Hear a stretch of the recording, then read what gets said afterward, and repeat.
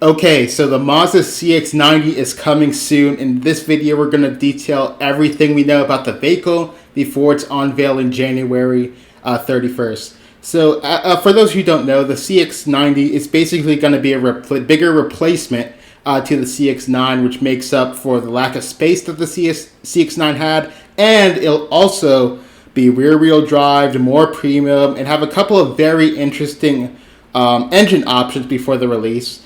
Mazda has shown off the vehicles in 3 teasers. They're calling them vehicle unboxings, and they have trickled some information in these unboxings along the way as well. So starting from what we know, the exterior, Mazda has given us a taste of what this vehicle will look like with the front and the rear. If we take a look at the front, we can see that it shares a bunch of similarities to the Mazda CX-60, and if you don't know, that's just basically Mazda's answer to the BMW X3, and it's in the Acura RDX, Lexus NX class.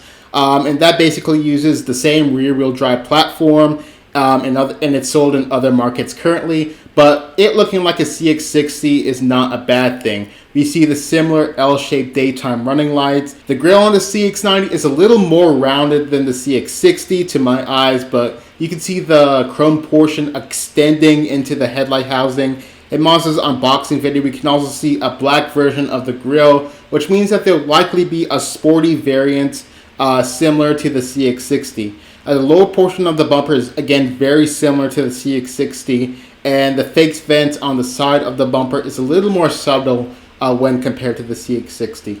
On the passenger side of the vehicle, we can see that there's going to be a fake fender grille, which is going to read out inline 6, which will be an engine option for this vehicle, and I'll get to that in the performance section.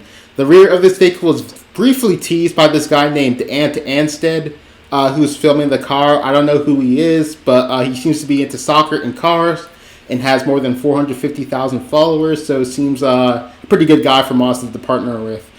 In the video on Instagram, you can see a glimpse of the rear of the vehicle. Not too much to say, but it looks like it shares the general design elements of the Mazda CX-60. The exhaust seem to be hidden, and we also see this new color called Artisan Red, which comes off as burgundy in this video. Thanks to this Reddit user for clipping these images together, giving us a nice look of what this rear will look like. We can also see the rear hatch in one of Mazda's unboxing videos as well. This is the general profile of the vehicle covered in camo, but you can see that it looks pretty typical to other vehicles that Mazda are currently offering. And if you like the wheels, this will be one of the designs, and that is also straight out of the unboxing video. The interior will be pretty similar to the CX-60, which again is not a bad thing. We do get interior shots from Mazda's latest unboxing video, and we can see that we'll be getting a Takumi trim, which is similar to the Mazda CX-60, and that's basically going to add maple wood trim, Napa leather, Japanese textiles, and leather stitching in this cool white colorway. I do hope that that doesn't mean that there'll be a limitation of interior color choices, because currently the current Mazda CX-60 only offers black and white options. This may also confirm that the trim structure of the CX-90 will be pretty similar to the CX-60, meaning an exclusive line, Hamura, and then the top of the line Takumi trim. We also see what looks to be the same 12-inch touchscreen as the CX-60, along with the digital gauge cluster. Performance-wise, we know that this will be offered in 2 engine choices. The first is going to be a 3.3-liter turbocharged inline-6, making 340 horsepower and 369 pound-feet of torque on 93-octane fuel, and it's also paired to a mild hybrid system for added fuel efficiency. I'm really glad that Mazda decided to put it inline 6, and it's a pretty big decision from a brand that's pretty small as well.